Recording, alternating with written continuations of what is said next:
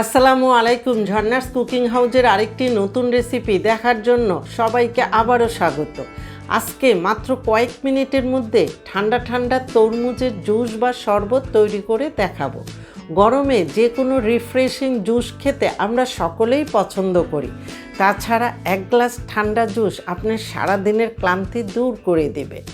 তরমুজের জুস আমি without Blender ছাড়া তৈরি করে দেখাবো। এই জন্য একটি মিক্সিং বল নিয়েছি, তার উপরে এইরকম একটি গ্রেটার নিয়েছি। আর এই গ্রেটার কম বেশি সবার বাসায় আছে।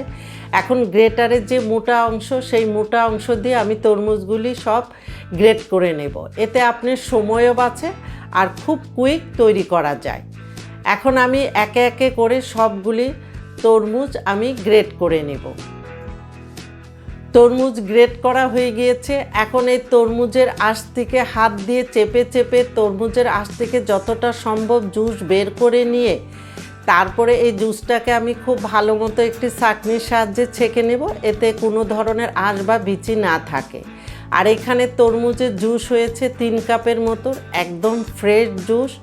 তবে এখানে মিষ্টির জন্য আমি কিছুটা চিনি অ্যাড করব। আপনারা চাইলে চিনি দেওয়াটা স্কিপ করতে পারেন। এখানে আমি চিনি দিয়ে দিচ্ছি 1.5 টেবিল চামচ, ফ্রেশ লেবুর রস দিয়ে দিচ্ছি 1 টেবিল চামচ, বিট লবণ দিয়ে দিচ্ছি 1/4 চা চামচের থেকে একটু কম এবং 1 চিমটি লবণ দিয়ে এখন সব কিছু একটু ভালো মতো মিশিয়ে নিব চিনিটা গলে যাওয়া পর্যন্ত।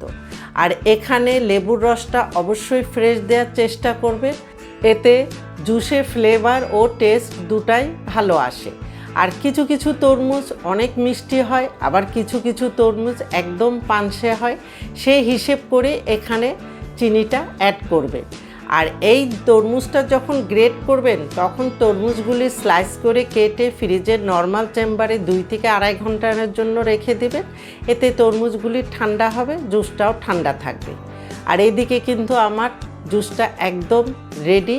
এবার গ্লাসে কিছু আইস দিয়ে আমি এই জুসটা ঢেলে ঠান্ডা ঠান্ডা পরিবেশন করব। তবে আইসটা অপশনাল, চাইলে দিতেও পারেন, আবার চাইলে বাদও দিতে পারেন। আমিও কিছু কিছু ক্ষেত্রে আইস ব্যবহার করি, আবার কিছু ক্ষেত্রে বাদ দিই। দেখলেন তো কত সহজেই তৈরি হয়ে গেল তরমুজের রিফ্রেশিং জুস বা শরবত।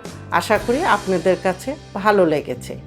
ভিডিও ভালো লাগলে লাইক, শেয়ার, কমেন্ট ও সাবস্ক্রাইব করে নিয়মিত আমার চ্যানেলের সাথেই থাকবেন।